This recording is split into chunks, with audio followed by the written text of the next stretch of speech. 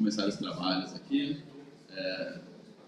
Eu recebi a difícil missão de falar depois da abertura, com tantas boas falas. Então agora eu vou falar um pouco sobre a nossa linha de IA em finanças. A gente tem eu coloquei um subtítulo aqui que são abordagens éticas para score de crédito, e aí a gente vai falar um pouco sobre o que a gente fez e o nosso planejamento para o futuro também, tá? Então, primeiramente aqui a nossa mente nessa linha foi pensando nesse novo contexto dentro do arcabouço regulatório, pensando que tem tanto a comunidade de machine learning quanto a comunidade jurídica e a sociedade tem encaminhado para um ambiente mais regulado, pensando muito em aspectos éticos, tá? E aí, para a gente abordar isso, a gente fez algumas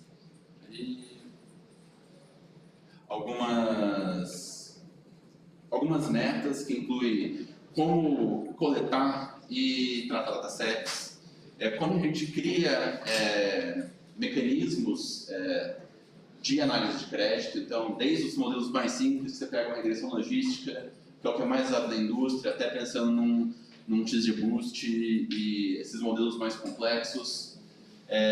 E aí também a gente quer falar um pouco sobre integrabilidade e explicabilidade, como que a gente entende como aquele modelo funciona, como que a gente garante que foi feito de forma correta aquela concessão de crédito. A gente vai garantir imparcialidade, que ninguém seja discriminado através de um motor de crédito, tá? E a gente também abordou um pouco aspectos regulatórios, como a nossa área, como o nosso estudo dentro de machine learning se relaciona com os arcabouços regulatórios que tem hoje e como a gente pode contribuir para isso, tá? Primeiro eu vou apresentar um pouco aqui o nosso time. A gente tem 3 pesquisadores. Um agradecimento ao Lucas Vanner, que sai do nosso time agora, e agora a gente conta com esses 3, sou eu, o Felipe e a Thalita.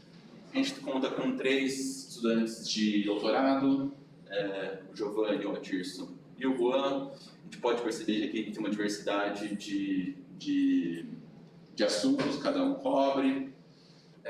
A gente tem o Arthur, o Décio e o Jansen no mestrado. O Caio, o Lucas, a Larissa e o Luiz como nossos alunos de graduação.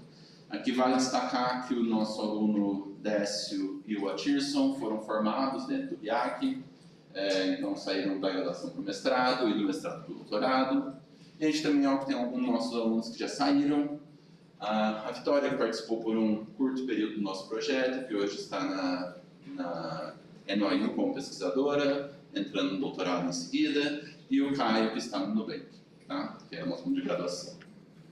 E aí eu vou falar um pouco sobre os nossos recentes progressos. Então, primeiro, eu vou contar um pouco a nossa caminhada, que a gente olhou, vamos trabalhar com crédito, tá? A gente sabe se uma pessoa é boa pagadora ou uma pagadora, tá?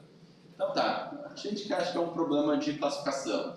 E a gente olha, tem um desbalanço de dados, tá? Vamos ver como a gente lida com esse desbalanço de dados. E a gente foi olhar um pouco para os nossos métodos como Smoot, Adasync, que são os métodos que são capazes de gerar novas amostras e rearrumar esse desbalanço de classe. E a gente quis nadar, mas qual é o impacto disso, tanto em performance quanto em parcialidade? E aí, esse estudo a gente já apresentou no workshop do Neurips. E aí o que a gente viu nele foi que, primeiro, rebalancear dados não ajuda na performance, tá? A gente tem como criar outros mecanismos para ajustar, por exemplo, qual o threshold de decisão, mesmo com os dados desbalanceados. E em outra coisa, basicamente, a gente não tem controle nenhum sobre fairness, nem melhora, nem piora. Quando melhora a performance, piora a fairness. Então, não é um mecanismo que seja robusto para a gente trabalhar, tá? E aí, além disso, a gente tem um outro problema de falta de dados, que é o seguinte: quando você rejeita um um cliente, você não dá crédito para o cliente, você não sabe se ele é um bom pagador ou não. E é como que eu vejo como funciona como que é o comportamento desse cliente. Então a gente trabalha com Reject Inference, que é esse processo de rotular os dados, e do nosso trabalho que a gente viu foi como que a gente entende essa rotulação, garantindo que, por exemplo, esse cliente não é um cliente muito diferente do que eu conheço, senão eu posso estar pulando errado, e eu tenho certeza de fato que ele é um bom pagador ou ele é um mau pagador. E aí a gente conseguiu ver aqui as nossas métricas em AUC. Então, ao invés de a gente ficar pensando que é um problema de classificação, o AUC trabalha muito mais com um problema de ordenamento, de a gente ver quem que tem mais potencial de ser bom pagador de quem tem menos. E o AUC trata melhor isso. E aí a gente conseguiu ver que a nossa capacidade de avaliar esses clientes que a gente não conhece independe, inclusive, de qual nível de aceitação de clientes que eu estou usando. Tá? Quantos clientes eu vou aceitar no processo. E a gente conseguiu ter um AUC que é tão bom quanto e uma aceitação. E aí tem uma outra coisa, como eu falei, no problema de crédito a gente não tem necessariamente, a gente não sabe qual vai ser a nossa decisão exatamente, porque o ambiente econômico pode mudar, a gente não necessariamente quer mudar o nosso classificador quando o ambiente econômico muda. Então eu posso ter menos recursos para dar crédito, ou então eu estou mais cauteloso para dar crédito para as pessoas. E aí a gente também pensou, tá, o AUC entende bem como funciona a nossa classificação, o nosso ordenamento para performance. Mas em fairness, a gente tem, em geral, a gente depende de uma decisão. A gente depende de saber, tá, como que a gente alocou recursos, e será que essa alocação de recursos foi justa? A gente pensou, tá, a gente precisa ter uma métrica de fairness que independa do threshold, independa da decisão. Então, para qualquer corte que eu faça na minha classificação, eu vejo se aquele classificador é justo ou não. E aí a gente propôs algumas métricas aqui, que aí o que eu faço basicamente é variar a taxa de aceitação de clientes, ou a porcentagem de clientes que são bons ou maus pagadores, e aí a gente avalia a métrica de fairness aqui no eixo Y, a gente monta uma curva. E aqui vocês podem ver a curva azul, é uma curva que a gente só ajustou o modelo considerando o AUC, e a curva em verde a gente considera tanto o AUC quanto essas novas métricas de fairness. A gente vê que melhora a métrica de fairness, e inclusive as métricas de AUC não caíram tanto. Então essas métricas são, inclusive, elas perturbam um pouco menos quando a gente faz o fine-tuning, quando a gente faz o ajuste de hiperparâmetro do nosso modelo. E aí a gente consegue avaliar a fairness agora, como a gente melhora a fairness? E a gente vê na nossa mente que é o seguinte, a gente quer que a imparcialidade não funcione só para binário, não só para gênero, homem e mulher, não só para raça, pensando lá, branco contra não brancos. A gente quer avaliar isso independente de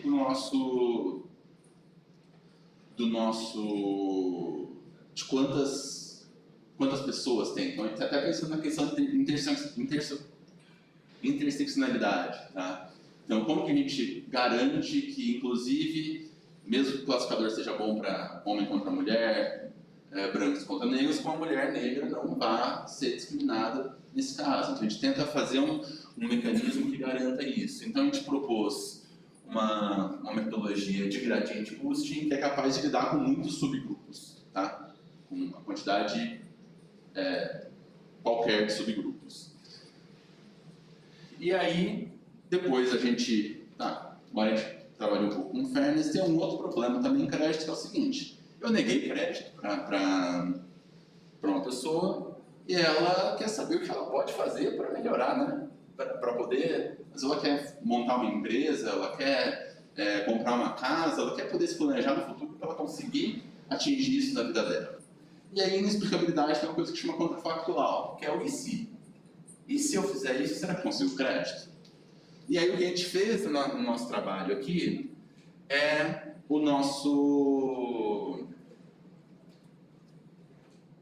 a gente tenta garantir que esse e se seja algo viável.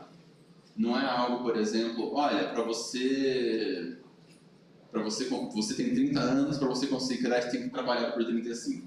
Tá? Porque se você for acima de gerar de forma automática, talvez não vai. Então a gente quer garantir, inclusive, que isso seja viável.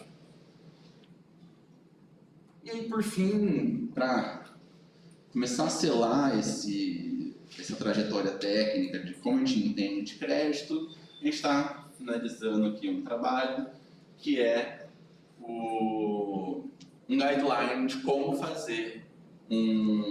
conduzir uma análise de crédito que seja robusta, explicável e imparcial e inclusiva. Tá? Então, aqui eu vou retomar um pouco o anterior.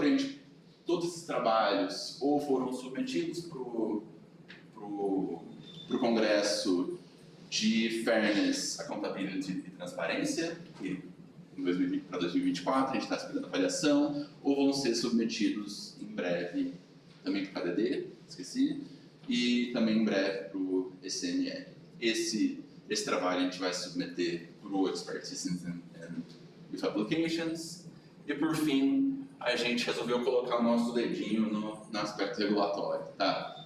A gente conhece toda essa nova área que é capaz de lidar com crédito, com fairness, com explicabilidade, como que isso se comunica com a regulação de IA e como se comunica com a regulação dentro do arcabouço de regulação em finanças.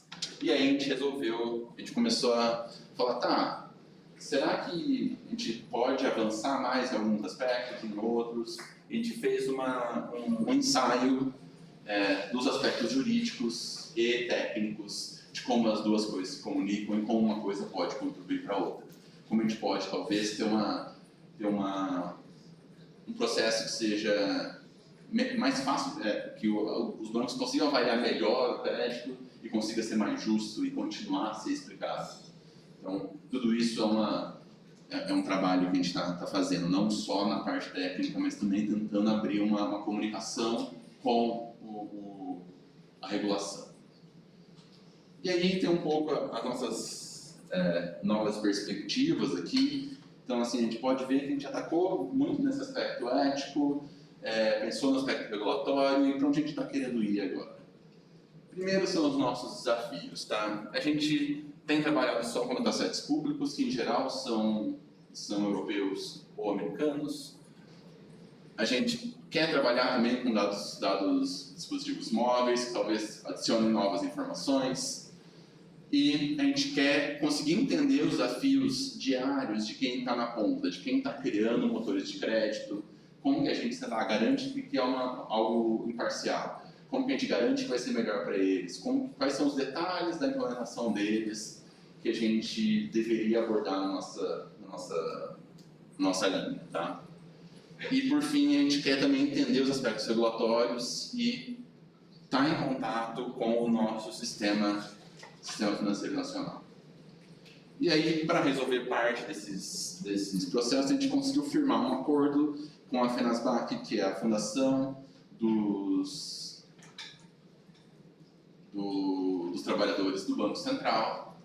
E aí a gente tem uma parceria com a FENASBAC e Live to Learn, na qual a gente hoje está em contato já direto com alguns funcionários do Banco Central. A gente alguns dias atrás discutia aspectos regulatórios com alguns funcionários. A gente está tentando encaminhar parcerias para que a gente possa ter essa troca, tanto com os aspectos regulatórios, tanto com receber dados, como a gente contribui um com o outro, para que a gente possa fazer tanto uma pesquisa de maior impacto, quanto a gente consiga ajudar nesse processo de criar uma regulação mais justa, uma regulação mais capaz de lidar com os nossos anseios, tá? E aí, o que a gente está vendo para o futuro agora é a gente expandir um pouquinho o que a gente está olhando, tá? A primeira coisa, vocês viram que a gente, problema de crédito, tem um problema de falta de dados, tá? Então, a gente quer entender, por exemplo, como a gente define quando a pessoa é inadimplente. Inadimplente não é simplesmente a pessoa inadimplente. Não, em algum momento o banco fala, tá, essa pessoa não pagou há um mês e eu acho que agora eu vou contá-la como inadimplente porque a chance dela me retornar o dinheiro vai ser pequena. Mas talvez essa definição não seja a melhor, tá? E aí a gente quer trabalhar mais com Object Inference e também pensando na premissa de, como que eu construo um banco do zero? Para eu ter informação, eu tenho que dar crédito. Então eu dou crédito, eu corro risco. Como que agora eu lido com isso? Vamos continuar na parte de entender essas ferramentas éticas, tanto de fairness, quanto de explicabilidade, quanto fazer auditing. E também agora a gente está indo para um caminho adicional, que é essa questão do contato com o cliente, da personalização com o cliente, abordando um pouco a explicabilidade,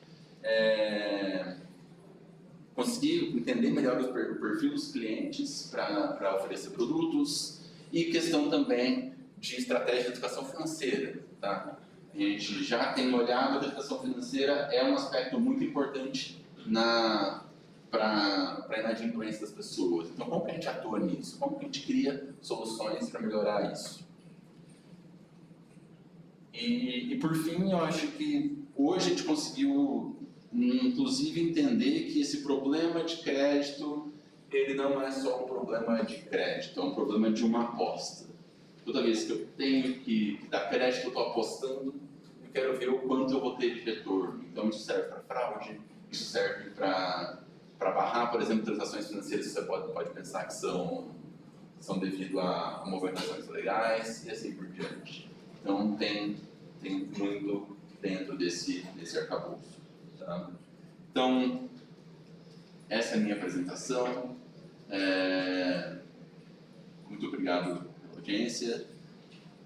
Caso tenha alguma pergunta, fico à disposição.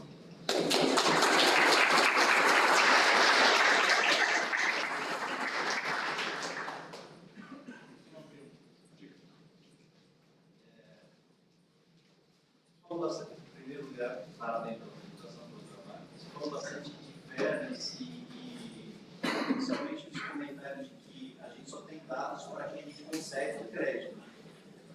E eu imagino que, pela construção da sociedade, né, como a gente vive hoje, somente esse filtro inicial de a gente só tem dados para quem a gente consegue crédito, faz com que se tenha um viés imenso de subrepresentatividade nas suas amostras. Né? Então, provavelmente as populações mais expostas, né, elas são subrepresentadas em qualquer amostra que a gente vai trabalhar. Né? Então, talvez até o próprio dataset já tenha imbuído de forma inevitável com viés contra pernas. Né? Sim. Vocês pensam em alguma forma de extrapolar isso? Existe algum aspecto que poderia ser analisado ou alguma alternativa a isso?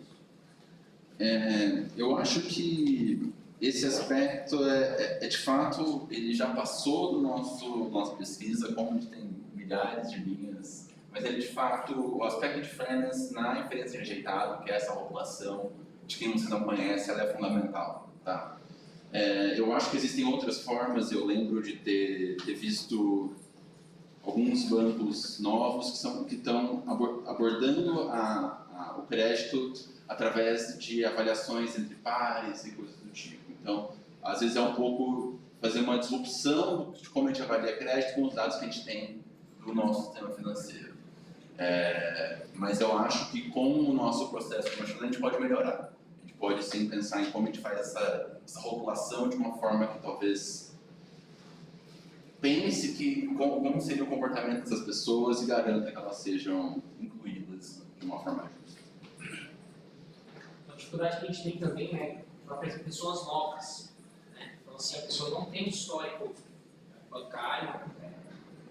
No nosso caso específico, a gente tem uma aplicação de financiamento que a gente limita a 23 anos de idade. Assim, nem que a pessoa tenha dinheiro, tem tudo, ela pode oferecer para 22, porque ele não tem histórico dos bancos e tudo mais. Se tem alguma questão aí também sendo pensada nisso. É que nesse caso, eu acho que o grande desafio é que você nem tem a informação para construir o perfil da pessoa, né? Que você não tem o crédito. Aí eu acho que a gente tem que pensar numa nova abordagem de como a gente entende o que é um bom pagador.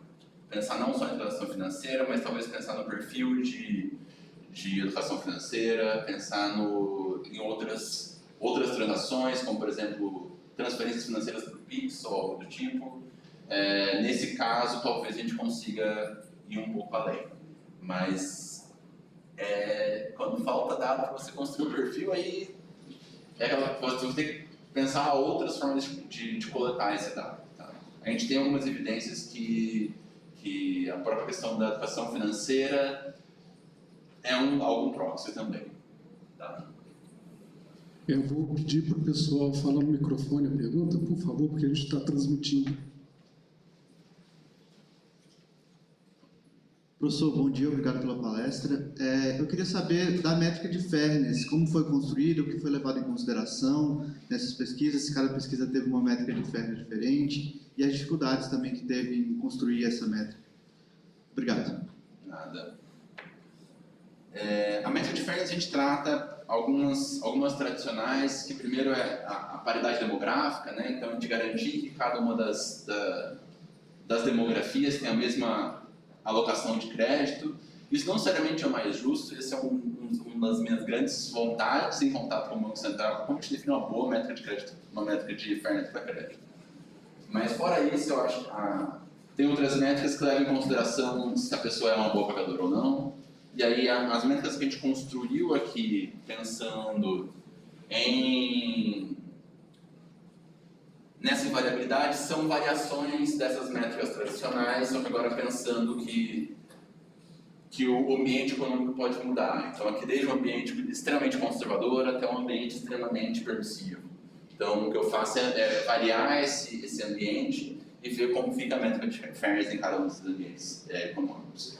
Então, a questão de como te desenha uma métrica de fairness, especialmente em crédito, ainda é um desafio, tá? Então a gente está nessa discussão, a gente tem alguns que são bons proxies, que é, por exemplo, levar em conta que se uma pessoa é de fato uma boa pagadora, eu quero garantir que a quantidade de crédito alocada para cada grupo demográfico seja igual.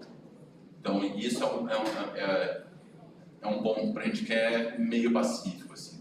Então, e aí são essas duas métricas aqui, tanto garantir que quem merece está recebendo igualmente entre os vários grupos, e ali que quem não merece, a pessoa que não merece estar recebendo, seja igualitário também para todos os grupos. Tá? Porque aí essa pessoa tem um ganho maior do que o outro, né? Porque o outro merecia, mas tem o outro que também não merecia e tem esse ganho, ela apostou e conseguiu. Ok. Pessoal, vou pedir para a gente guardar as próximas perguntas para a pausa para o café.